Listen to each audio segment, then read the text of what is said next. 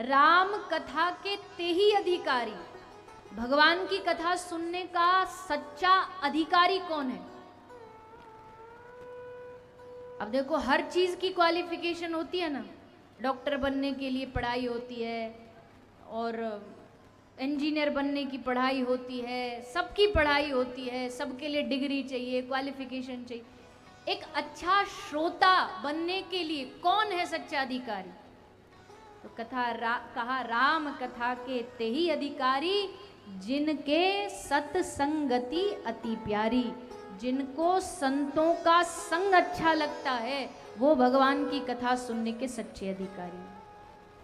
जिनको संतों का दर्शन भाता है, जिनको संत दिख जाए तो आहा आनंद आ जाए। क्या अब तो हमारे घर में, हमारे दरवाजे पर साक्षात भगवान आए। और ये बात झूठी नहीं है, संत आ गए तुम्हारे घर पर, इसका मतलब साक्षात भगवान ही संत रूप में तुम्हारे घर पधारे। इसलिए जिसे सत्संगति, संतों का संग अच्छा लगता है। श्री हनुमान जी महाराज कहते हैं, पुण्य पुंज बिनु मिलहु न संता, सत्संगति संश्रुति कर संता। बिना पुण्य पुंज के संत नहीं मिलते। और एक तरफ रामचरितमानस में लिखा है कि हरि कृपा के बिना संत नहीं मिलते। तो दोनों बातों में तो अंतर हो गया ना। या तो पुण्यों से संत मिलते या हरि कृपा से। हम कौन सी बात माने? गोस्वामी जी ने तो दो तरफा बात कर दी।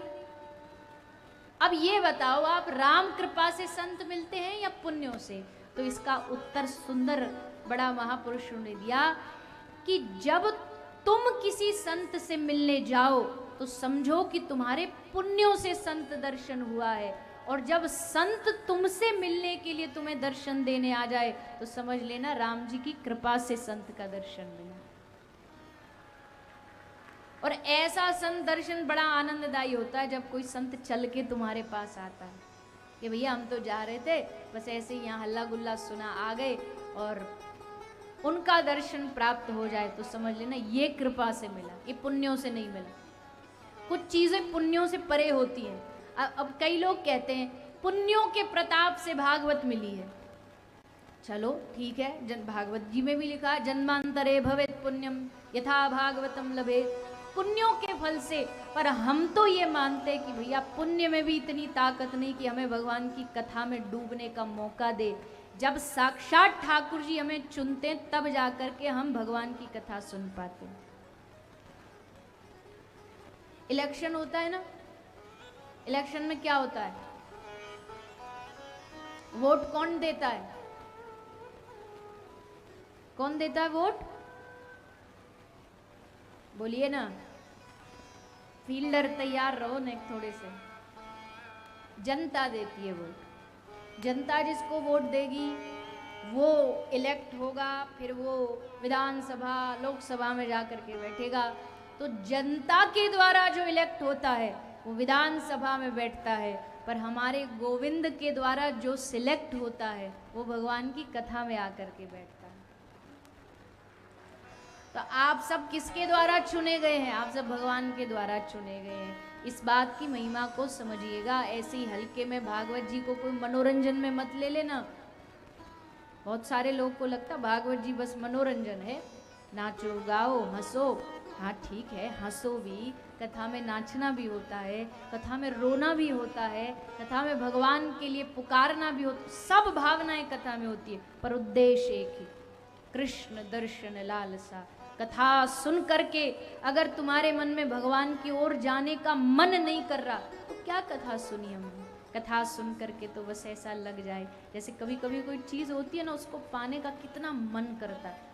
मार्केट में नया फ़ोन आया है, आजकल के युवा, नया मॉडल आया है, अब तो महाराज जी जान लगा देंगे, यही वाला चाहिए, एप्पल ही चाहिए हमको। तो गाड़ी आई है नई वाली, अब तो यही वाली चाहिए। उसको पाने के लिए कितना प्रयास करते हैं, मेहनत, नौकरी, धंधा, रात रात भर ओवर टाइम करके जाग करके भी करना पड़े तो हम करते हैं।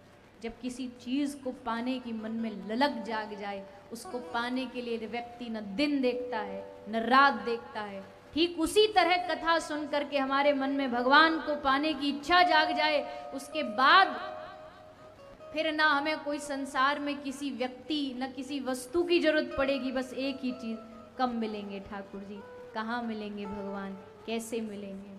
और एक धाम से अच्छा भगवान को ढूंढने का और कोई दूसरा स्थान हो नहीं सकता। हमारे ब्रज में भी तो कहते हैं, जब ब्रज में वृंदावन में लोग जाते हैं ना, तो हम लोग कहते हैं वृंदावन घूमने की भूमि नहीं है, वृंदावन भगवान को पुकारने की भूमि है, खोजने की भूमि है।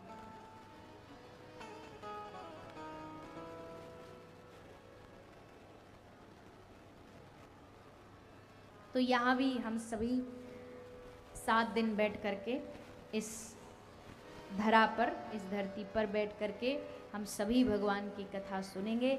आप सब बड़े भाव से, श्रद्धा से इस कथा से जुड़ करके अपने जीवन को धन्य करने का हम सभी प्रयास करेंगे। जो जो भागवत की प्रसंग हैं, जो जो भागवत की रचनाएं हैं, हम उन सब का श्रवण पान इन 7 दिनों के माध्यम से, कुछ प्रसंगों को थोड़ा विस्तार से सुनेंगे, कुछ को समय अनुसार संक्षेप में सुनेंगे, पर भागवत जी का मुख्य उद्देश्य उसी पर एकदम अड़िग रह करके हम सभी कथा का श्रवण करेंगे। अब आज कथा का महात्म्य यानी इस कथा को सुनने से क्या लाभ प्राप्त होता है, कथा क्यों सुननी चाहिए, कथा का वास्तविक फल क्या है, ये हम सभी आज इस कथा के महात्म्य से सुनने जा रहे हैं, कथा श्रवण करने जा रहे हैं।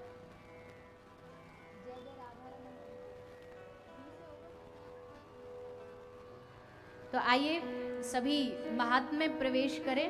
उससे पूर्व आइए 2 मिनट सब कीर्तन करेंगे और उसके बाद हम भागवत का प्रथम श्लोक सब साथ में मिलके आरंभ भागवत का करेंगे। जय जय राधा रमण हरि बोल, जय जय राधा रमण हरि बोल, जय जय राधा रमण हरि बोल, जय जय राधा रमण हरि बोल। और देखिए सबसे आरंभ में ही निवेदन, जब भी कीर्तन होगा कोई भी ऐसे हाथ बंद करके मुंह लटका के नहीं बैठेगा। जिह्वा, इस कथा में हर एक इंद्रियों का उपयोग करो, कान से सुनो, जिह्वा का कीर्तन में उपयोग करो, हाथ से ताली का उपयोग करो, और बीच बीच में मन करे तो निकट ठुमका भी लगा सकते हो। आप सब भी हमारे ब्रज की मैया हो, ज़्यादा दूर की ना हो, तो हमारे ब्रज की मैया और या क्षेत्र की मैया तो नाचवे गावे में बड़ी आगे है, तो शर्माने की बिल्कुल कतई आवश्यकता नहीं है। मन करे तो खूब नाचो, मन करे खूब ताली बजाओ, भाव में डूब के एकदम कथा सुनने का प्रयास करो। सभी भाव से गाएं।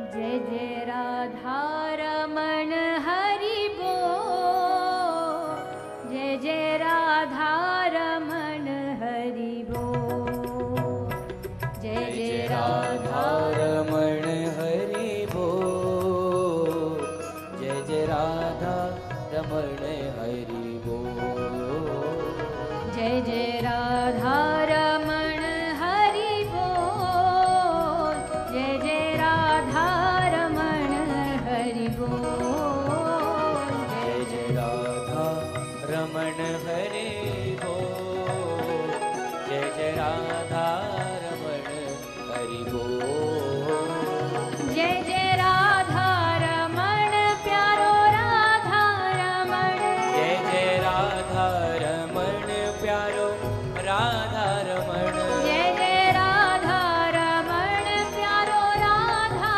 रमण, जय जय राधा रमण प्यारो राधा रमण, ओ प्यारो राधा रमण मेरो गोपी रमण, प्यारो राधा रमण मेरो गोपी रमण, ओ प्यारो